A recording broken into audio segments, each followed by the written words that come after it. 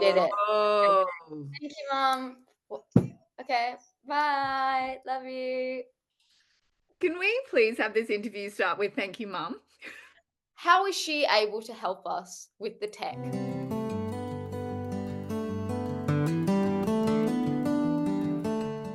So Kaya and I just want to take a moment to acknowledge the traditional custodians of the lands that we're meeting on today, the original storytellers, our First Nations people. So, hi everyone. My name's Kate Ellis. I'm an acting coach, and I'm joined by the amazing actor Kaiya Jones, who has been in Neighbours, Saddle Club, Miss Fisher's Murder Mysteries, one of my favorites of this generation. Turn up the volume. And we are speaking from various places in Melbourne, Australia. Welcome so much, Kaya. Thank you. Thank you so much for having me. So we're going to launch a little bit into the story, just for a bit of context of how we. Mhm. For sure. So Kate and I first met. Kate was my fantastic coach on the Saddle Club Series 3 back in 2007. Wild, wild. Yeah. I was thinking about that the other day, actually, just on meeting you and what that was like. And I was just sort of fangirling you, really, just being very cool and, 20 something. Like for an 11-year-old, you're just like, who is this cool person who is so truly themselves? It was, yeah, really, really awesome. But we had a great time. Possibly the most special time. And Kaya, I want to honor that 11-year-old that you were back Mhm. then, and the amount of energy you had and confidence. My God, we could all wish to have that much confidence as an 11-year-old. I think partially because your passion really energized and drove everything that you did, to be present at that time, to be joyous in the fact that you'd landed this role, this really exciting opportunity. Your energy was unmatched. It was such a delight to play and enjoy and create with you, right to the point where your character got a donkey to bowl my character over, because I did do a little bit of acting in that one as well too. You bowled me over with your donkey. Yeah, Uh, it was fun. It was certainly a really fun time. It was absolutely fun, and it was manic too, like, how many young children and animals we had, and I think what I'm really grateful for that time, and, particularly probably what got me other work, is you being able to just hone in the energy that was, never done an acting gig before, 11-year-old, like, wild energy, being able to hone that in and, like, channel that into a focused performance and present performance was, yeah, I'm very grateful for that. You've literally just reminded me of an interview that I did not long after shoot for the ABC for radio, where the interviewer literally said straight off the cuff, like, I've heard that you should never work with children and animals. And I was like, no, no, no, you should always work with children and animals, because of their presentness, their sense of play, those amazing things that can happen in the moment, Mhm. because they're children and animals. It's a Yeah. really exciting space to work in, and I would only encourage it, humans. Yes, they're definitely, I love working with children and animals too, and always rope them in on any kind of project I've got going on. But because of that level of authenticity, they're nothing but their true self. And funnily enough, when I finished Saddle Club and I got cast in Neighbours, the character on Neighbours, the brief for Sophie was loves pink, loves unicorns, and sparkly things. Now that was like the polar opposite of me at that age, and I didn't know what to do, at all. I did not have a process, and I was only 11, so I just went in there as me, and they completely rewrote the character. Yummy. That kind of stuff does happen. I think if we are authentically ourselves and we do bring those elements and walk ourselves towards the character, something really beautiful can happen and shines through, because anyone can do what's on the page. But can you fill that white space with your life story, what interests you about it, and just help to bring that to life? That's what's going to stand out. And that's a great segue to the kind of overarching theme that we're going to be discussing today. Before I ask that question, I just want to say for folks at home, speaking of animals and children, if during the process of this interview you hear a little pterodactyl, that's a 6-month-old child, and if you hear a big woof, that is a 30-kilo dog known as Indiana Jones. So bear with us as we go on this ride together. Absolutely. So, yeah, something that, we've been chatting for maybe a couple of weeks almost on this topic. And we thought maybe it would kind of provide some insight, maybe some sense of camaraderie. I always think, always wanting to build that sense of like, I'm not alone in this. I guess our theme, our chat is around what happens when you get an audition, a self-tape in your inbox that is like we might even say gargantuously. It really challenges you as a human, maybe, and or as an artist as well too. We're going to talk very specifically on this, but to sort of note some things that have also come up in the discussion, things like, what if it challenges your values? What if like you've got to shoot overseas or the shoot dates don't kind of work and you've suddenly got to, the turnaround's really tight. We're going to talk maybe at the end a little bit about when it's maybe a bit too close to home as well too. But there was a very specific something that came up for you, God, just like 3 times maybe in the last sort of 3 or 4 weeks. Yeah, yeah. I mean, I always, when it comes to acting work, I think we're working with this particular kind of universal energy that we have to just trust and have faith in, and that's trying to teach us something. And in the last week and a half, 2 weeks, I've literally had 3 acting opportunities come up with characters that on paper are so far away from who I am. And trying to navigate that as an actor solo is really, really challenging because you're like, where do I even begin? Do I contact my agent and say, this is not me. Why am I going for this? Do I go, I'm an actor. Let's just delve into this and let's maybe play a little bit more of a kind of stereotype of what I think they want? Or the other option, which I really like to go for, is like the universe is giving me this for some specific kind of reason. This is an opportunity to play, to explore that area of myself that I would never explore otherwise. Like, what a wonderful opportunity. And for me, that always begins with reaching out to you, Kate, and going, ugh, what do I do with this? Where do I start? Because my wonderful spicy brain goes everywhere, and you always help to hone that in and go, okay, cool, let's think about this one thing, and then it always just expands from there. So much already in what you've just said. Like, I really love that we have this initial kind of like blah, blah, blah, blah moment with all of the questions. And then this beautiful punctuation mark that you just sort of said before, which is opportunity. Like, what opportunity can come from here, whether it's about learning and growth, which comes through challenge, damn it.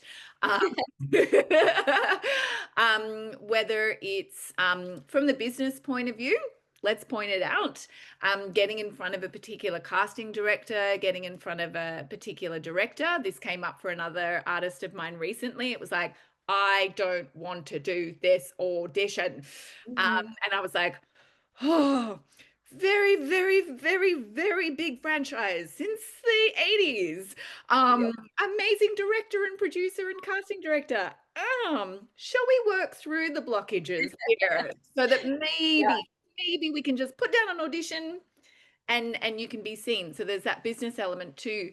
But I love the way that you also, of course, always come back to, which is what I come back to as well too, is play. An Mhm. opportunity to actually love the shit out of what you do. I'm probably going to swear a lot, everybody. Sorry. Um, so is so is my child. Terrible.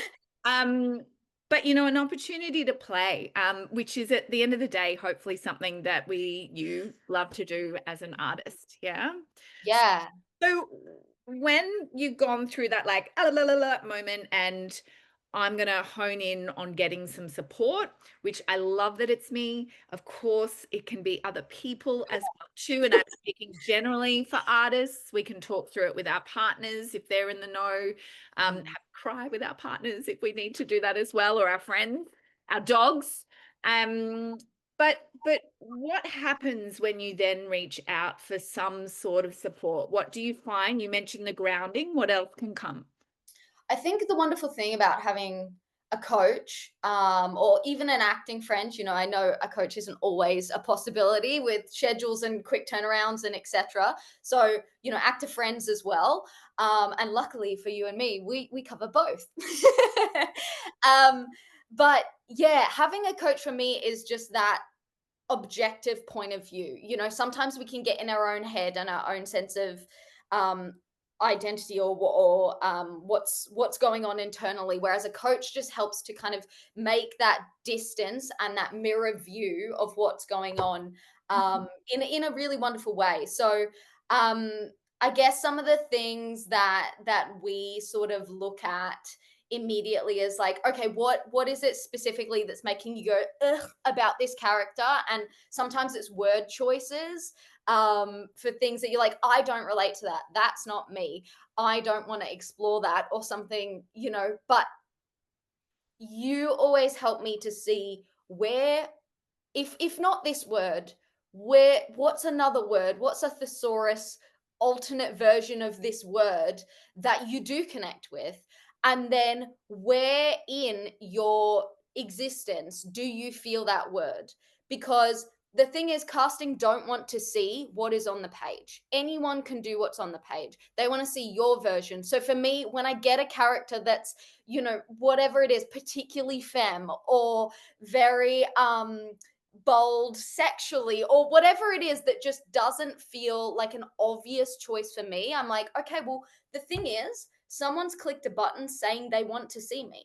Mm, So they know who I am from other auditions. So they know that I'm not the obvious choice.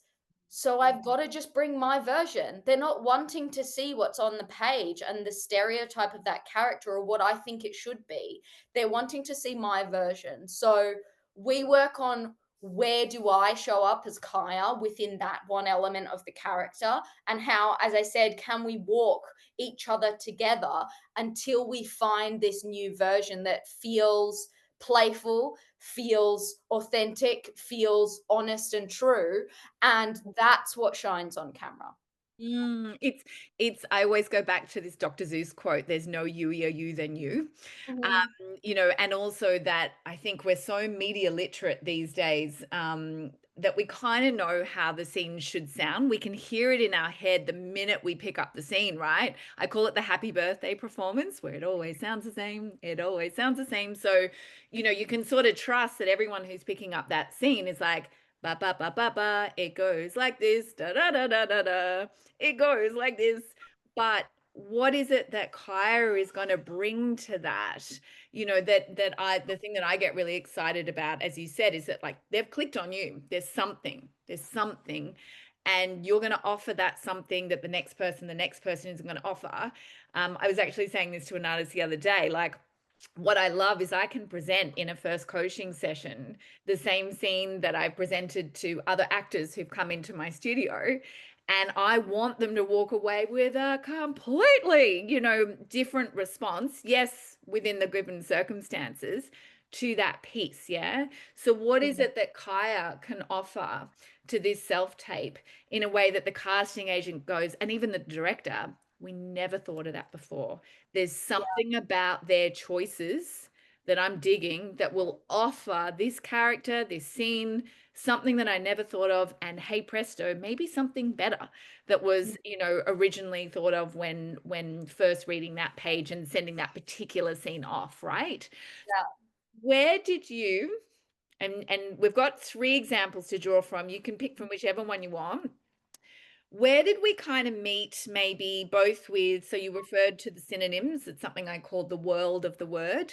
So we Mhm. might get a word that we get really stuck on. We go, this I bleh. So go into your thesaurus, look at the world of that word and find one that kind of resonates a bit more with you.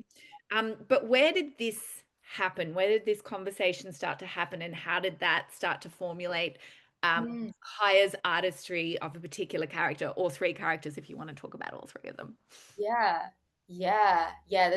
So there's been three very different characters too, in different ways. I think the most obvious one is the one that we really sort of spoke about quite a lot. I recently did an acting workshop, and I was given a script that I was just like, okay, this is not my casting bracket. And the character was from a movie called Don John, and the character that I was given is played by Scarlett Johansson. I Now, remember at the moment I was like, wait, is that the Scarlett Johansson one? I even yeah, sort of went, oh, interesting. firstly, Interesting. great to be like put up there with Scarlett. I'll take that. But not we are not in the same casting bracket whatsoever. So going, okay, I could rewatch the movie that I haven't seen in 10 years and look at her performance and go, okay, cool, I know what the character is now. I'll do that. But someone's already done that. And also, we're 10 years later, the world has shifted, the world has changed. So why not revamp that? And I had an idea of who she was in my head, but I didn't know how to get into that. And so what you and I worked on, other than the words of the world, we worked on clothing as well. So a space that helped me feel like Scarlett, like I pictured Scarlett's version of the character or what the character was scripted, because you only have the script, you don't have the character breakdown. Was this sort of bold, confident, in her body and comfortable to be seen. Now, that's not me on a day-to-day basis, believe it or not, being an actor. But we spoke about, the gym as in Ninja Warrior, which is what I love to do. And the gym space and the creature movement space, and that being my space where I feel aligned, confident in my body, and not afraid for people to look at me and go, wow, that's really cool.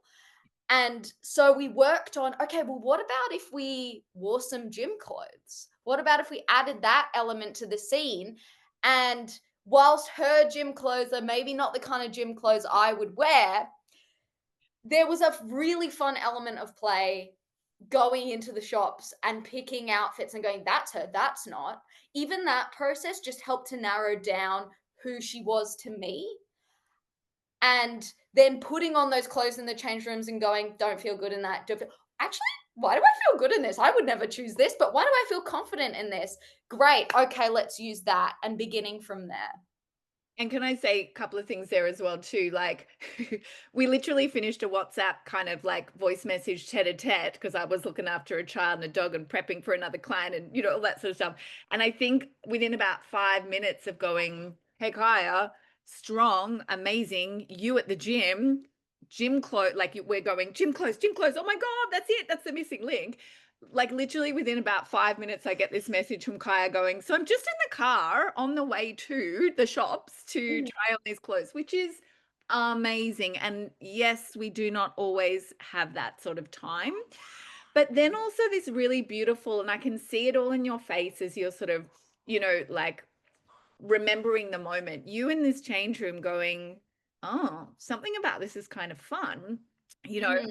and not forgetting, maybe after we've had those that big challenge moment and the questions, and then reaching out for a bit of support, going, oh, remember, this is also part and parcel of the gig and could be a really fun thing to do to explore a character that Yeah. is maybe somewhere, like I'm going to give something of myself to this and find my artistry around this, but also the fact that because it's so different, it could be really fun. And I love this question, like, why do I kind of feel good in this? And can I, like, it wasn't just gym clothes, what else did you do, Kaya? The photos that came through, I was like, And we'll put some up on the screen, but I wore some fake nails, Oh my gosh, can I just say, like, hats off to anyone who wears fake nails. No idea how you do anything. Like, Me, like, I don't know how short everyone else is. The mine is so I'm not gonna do a close up. You don't want to see these. I Um, probably shouldn't either. but yes, I put on fake nails, and the one thing that I really noticed that changed was my ability to express. I used my hands and interacted with my environment in a really different way. So, something like that, instead of going, do you know what? I think she'd use her hands a lot. Literally, just putting on the nails meant that I did that without having to think about it. Yeah. Really cool. And when that image came through, not just of your nails, and as Kaya said, we're gonna slot it in here technologically. Like it was also the choice of the bike shorts and the way the hair and the makeup had been done and everything. It was a real not just embodiment, but I mean, just even the way that you stood in that photo, I was like, and there she is. Yeah. And imagine like when that photo came through versus this moment over here. Kate, are you free? I need to talk, or this has come through and I don't know what to do with it. And all this beautiful work that you did through beautiful Patsy Rodenberg talks about process, talking and coaching as like processing, figuring out, asking so there's the word quest in the word question. So embarking on the quest, with those questions and then coming out the other side with this like, and your voice completely changed on the WhatsApps. It's like, I've got these nails on and like, I was like, oh my God, Kaiya, where are you? Yeah.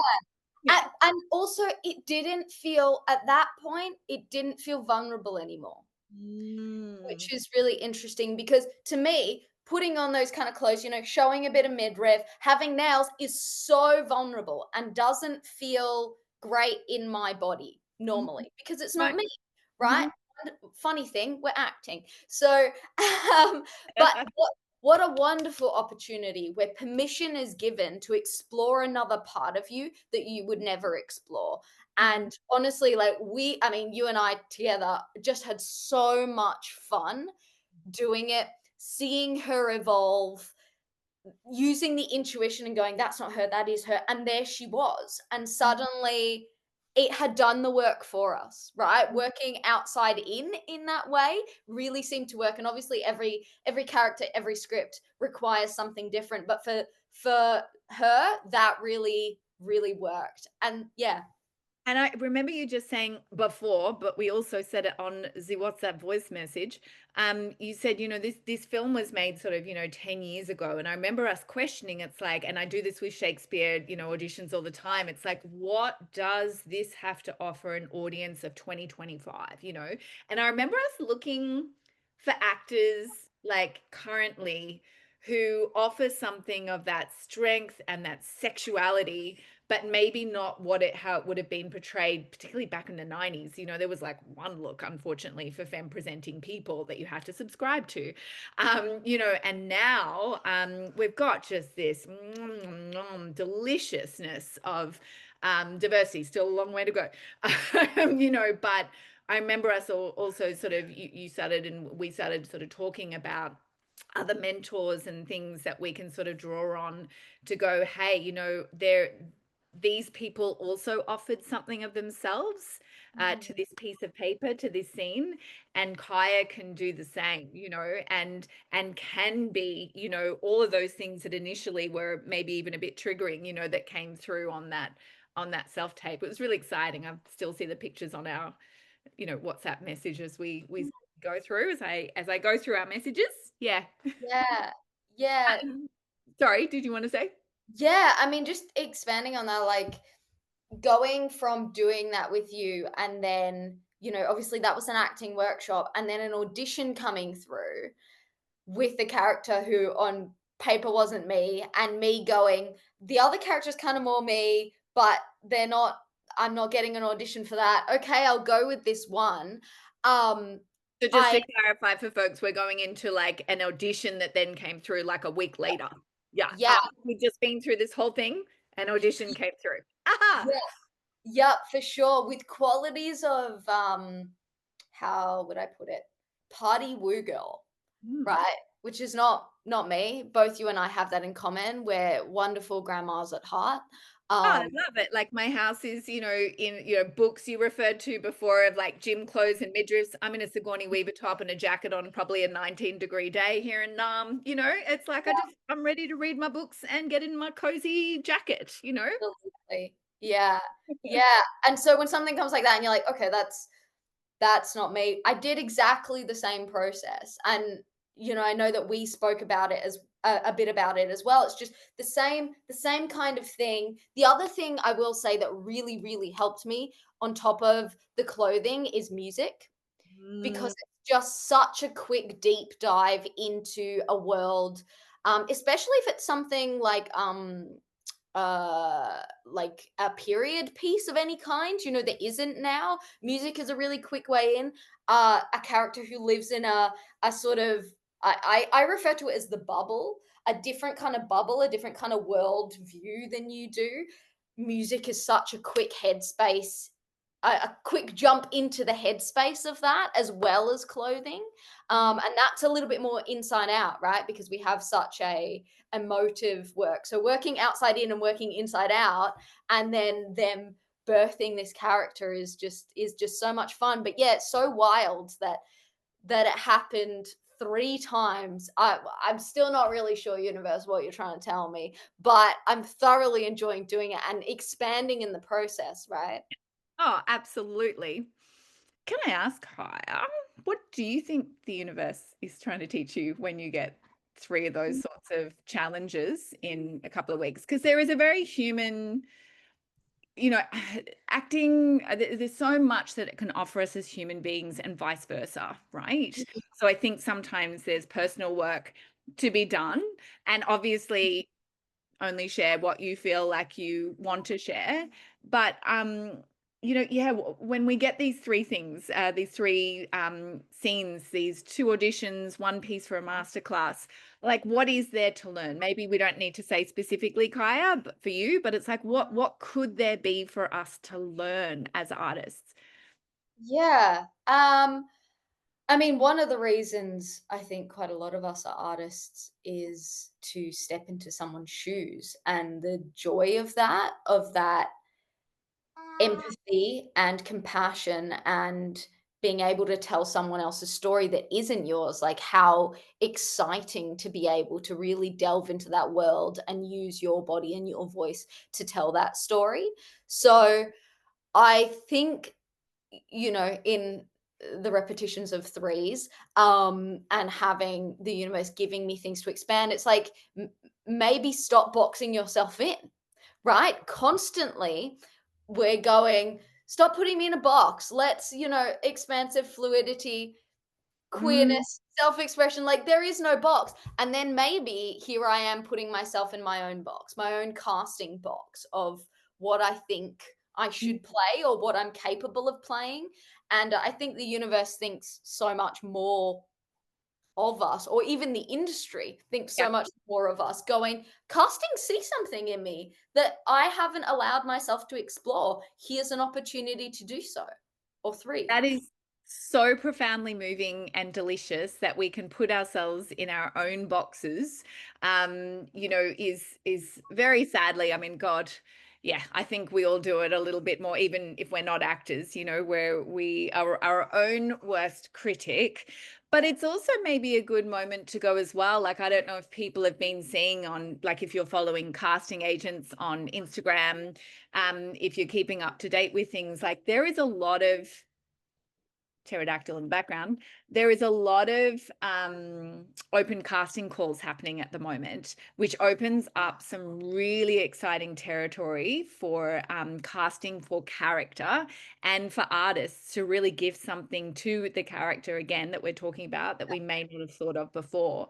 And like as an example, I'll never forget an artist of mine saying, like literally leaving me like a teary voice message going, Kate, I responded to one of those open casting calls, but they didn't say what it was for. And it was for Heartbreak High. And I've always wanted to be in Heartbreak High. And blah, blah, blah. So it may not even allude to, like, even say straight up, like, this is what you'll be auditioning for until you send off a little submission and then you get, the audition in your inbox. It's potentially, again, it's very slow and there's a lot more work to do, but there are these things happening as well too out there, these open casting calls. So they're saying like, we're maybe like, and I think this is true of this generation as well too, who just desperately want authenticity. We're sick of the boxes. The boxes only served, a couple of people, and that is not representative of what the world is.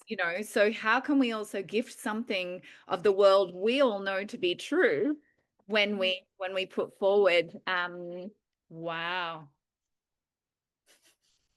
Having a child, by the way, out there is an amazing addition to being a coach, because all of that stuff we talk about with pitch, rhythm, tone, volume, and body language, those wonderful expressive skills, they do it every day. Yeah, they haven't got language yet. So hopefully we can all just love this in the back. Yeah, yeah. Um, so I suppose we're gonna start to wind some things up, but I wanted to talk just briefly about that second round challenge or third round challenge at this point with the self-tape that came in, how vastly different it was to castings that had come into your inbox before, that you use that process that we kind of went through with your masterclass prep. And what sort of came out of that process? Because sometimes there are additions. We take what we learn and then we add something to it. Yeah, the additions to the process, couple of things. One, definitely the music was an addition, just being like, I'm not feeling like I'm fully committing yet, and music allowing me to feel and allowing that energy to go into it. So that was definitely an addition. Is that what you meant? So moving from what you learnt in our kind of work around the masterclass prep, Mhm. when this audition landed in your inbox and you went, oh my God, it's another one. How did you lift that character off the page and make it your own, both from, I guess, around what we discussed and what we learned in the masterclass prep? And then sort of built on that. And you talked a little bit about music, but what did you come up with in the end for this character? What were they on the page, and what did they become for Kaiya?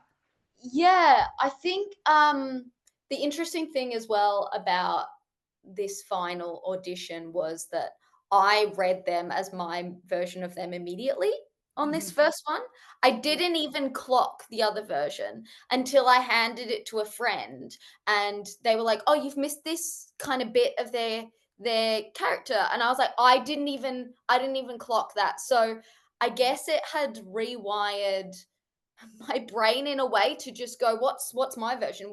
What elements of this character do I immediately connect to? Let's just pull out them and let's ignore the rest of them, because if we think about it, casting could be looking at hundreds of tapes Mm. and they are human too, so they might have watched 50 tapes that day and you're number 51 and you come on screen, and as you said prior, you're doing the happy birthday. Now if you're doing the happy birthday song like everyone else, they're just gonna, as we've all heard sometimes, watch, you know, the first few seconds and go, it's exactly the same as the rest. Mm. We don't want to be exactly the same as the rest. What makes you interesting is what you are, what you bring to the table, you as a human being, your life experience. So why not bring that to the character? And that's what I really tried to do with these last two. Yet to hear. um, Go good thing, go good thing. We've already discussed it though. Like, you and I are going to be working through we're doing, January on these yeah, roles that yeah, you're about to secure. all through beginning of next year. Let's go. Let's go. Um, Um, but so why not bring something different? Why not hone in on those areas of the character and the story that speak to you? Because that's going to show, and that's going to seem as a point of difference for casting to um now I'm sure casting are fantastically professional and don't have as spicy a brain as I do, and so can sit down and give time to each actor's tape. But should they not have the time to be able to, why not waken them up? Why not give Mm. a new perspective that is you meeting the character in the middle? Yeah. So I Yeah. guess that's what I tried to do with this third and final audition. Amazing. And I say I actually really love that you reached out to a friend as well too, because I'm literally going back to my first ever university degree when I was 17, 18, 19 years old. And I was investigating through sociology, essentially like how we all read the same thing differently. And, I think one of the things that I will note, particularly when I work with people from overseas, particularly American artists, there is always an openness to class and learning. And we have this terrible thing that's been going on for way too long in Australia, this sort of, small poppy syndrome. And that maybe if we take class and that says something about our inability to do something. But if we open ourselves up to another person's read, say like, I don't know everything here. I'm stuck. I need a coach, or I need a friend, or I need a, like, as can be the case with my partner and I, who both work in storytelling. It's like, hey, do you know something about this even historically that I don't know about, Yeah. so that we can get just that slight shift, that slight perspective, that thing that we hadn't even considered before, to again Mm. offer our audition, to offer, the page, obviously the casting director and the director. And I wish that we saw that as something really exciting, that we're opening up to the world. We're opening up to ensembles, when we're creating and telling stories. We don't need to be afraid of asking for help or perspective, or not knowing kind of what the final result's going to look like, right? For for me as well, it's like, yes, obviously it is asking for help, but for me, it's more collaboration. Well, the major part that I love about film and TV is the collaboration. It's going, you've got this specific skill, I've got this specific skill. How can they work together to create this new and Yeah. incredible thing? And if you're doing that on sets with film and TV or even theater, why not bring that process into the audition? Like we used to have it with going into casting rooms for auditions, RIP. We used to have it there, or even, when you're in final rounds of auditions, sometimes working with directors and getting that collaboration Yeah. that we love. Why not bring it into the process early on? Mm, Also, we all love it, mm, right? I All this know. is why we're doing it. If you don't love it, don't go into this industry. We're all doing it because we love it. Yeah. So why not seek someone else's help? Because guaranteed they'll get something out of it too. And Yeah. your performance is going to be so much better off. Oh, 100%. And again, we're talking about process here, which again, like beautifully said, Kaya, it's like when you talk to people who really love this stuff, the process is often much more fun and much more, a learning experience, than the, action cut, action cut, action cut. Like, it really can be. So let's open up to it, as you say, even in a audition process, in a self-tape process. I do want to finish with a little question that you brought up in one of our WhatsApps, just as a kind of grand finale. We've been talking so much about what happens when this self-tape lands in our inbox. It is so challenging. What if the opposite is to be true? When it arrives in your inbox and you're like, that is so close to home. And that's like a whole other interview that we could do. But you brought it to the table, and I would love to hear something of what your thoughts are there if that also happens. Yeah. Look, it's happened a couple of times before in my career where it's too close to home. Sometimes it's something I themes that I'm not quite ready to explore. And sometimes that might be an acknowledgement. I've done it once before where I've been working on a project and gone, this is not for me right now. And that's Mm. okay. Saying that is actually okay as well. Yeah. Going, my body is not ready to be put through this because, we know as actors, body hi. No, as actors, we do that. Our body does not know the difference between thanks, screen. It does not know the difference between pretend emotions and real emotions. So Mm. we need to choose what we're putting in, particularly right now with everything that is going on in the world. And sometimes that's the choice to be like, actually, it's not for me right now. Can I just I'm so sorry to do this. I would rarely like to interrupt, but you also gifted something that this speaks to perfectly, the Emma Watson interview, Mm, and just recently her first um, podcast interview, and you were authenticity. talking about it was so beautiful, Kaya, about not only like what you want to put out into the world this day as kind of medicine, and you're kind of speaking to this when you say like the world is a really like there are no words right now for what this generation's going through. So if something lands in your body that doesn't feel right, maybe we Mhm. can extend that to like what does the world need right now. Yeah, I'm sorry, I hate interrupting, but please No. just throw a little bit of that juiciness, your medicine in there as well too. Yeah. Yeah, no, absolutely. I think we have to decide, it's a gift. It's a gift to be an actor, and it's a gift to choose the stories that are going out in the world. Um, for me, it's all about stories of hope. If the story doesn't have hope in it, there's no point in telling it. I think we need stories of hope. Also, on the side of things of stories with value, the process has to be aligned with those values too. And so, having this through line of the importance of actors and coaches and actor community is so crucial right now because not only are we feeling things so deeply because we're all empaths, Mm, but we're having to tell those stories. And there's also some uh, myths going around of actors competing with actors because mm, work is smaller, and that's just not how I see things. I think that's even more of a calling card to be like, let's support one another, let's boost each other up. And that's what you do for me, Kate, on a daily basis is help me keep going, right? Through the ups and downs of audition yeses and nos and highs and adrenaline rushes of doing this and finding it fun and then dealing with the world and dealing with the quiet and things like that. So why not have a community of people who are boosting each other up, who are filling each other up with positivity? If I do an audition that I'm proud of, guaranteed I'm going to send it to people.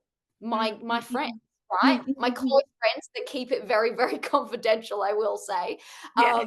Non-downloadable, that kind of thing. Show it to them. Um so that they can go, "Hey, I really liked it when you did that. I noticed you're exploring this thing that you don't normally explore. I love Mhm, the choice of this," because that's what we're here. That's what we're here for. That's what we need to do is to boost each other up because there is enough work. There is mm. enough stories. We need stories now more than ever. Yep. So if you're not working on them, create them or seek out the stories, read for someone. Like Mm. that's what it's all about to me. And working with a coach just accentuates that. Oh, yum. We love that. And you know that I love working with you slash artists as well. It is like an absolute privilege. And I think it again just also highlights this thing that you're saying, just literally at the tippity tip here is it's like, let's be open to learning, to collaborating, to discovering more about the human spirit. As we, smash up against these huge themes of our times at the moment. And I just want to full circle that moment with the question that I initially asked. Um, I I totally understand because sometimes we feel like work is so finite as artists that saying no is a really hard thing. But if in your core, and I'm aligning this with our conversation here alongside like values, if you know at your core that this isn't something that you're ready for, that you want to do, we can say no as well too. Like if that thing comes in your inbox that is too close to home or doesn't align with your values, I alluded to that at the beginning of our conversation, then we can say no. We can say no. Tricky as when we want to be seen, we want the gig, and it feels like things are so finite, but you can say no. Hey, Kaiya, thank you. Yeah. Thank you. As Thank you. As always, such a joy to talk and ramble and dig deep and Oh all. yeah, I've never had the test, but there is some spiciness in me too. And we love it. We love it. Thank you so much, Kaiya. Thank you. Thanks everyone for sticking with us. Yeah, Appreciate yeah, yeah. Thanks, everyone.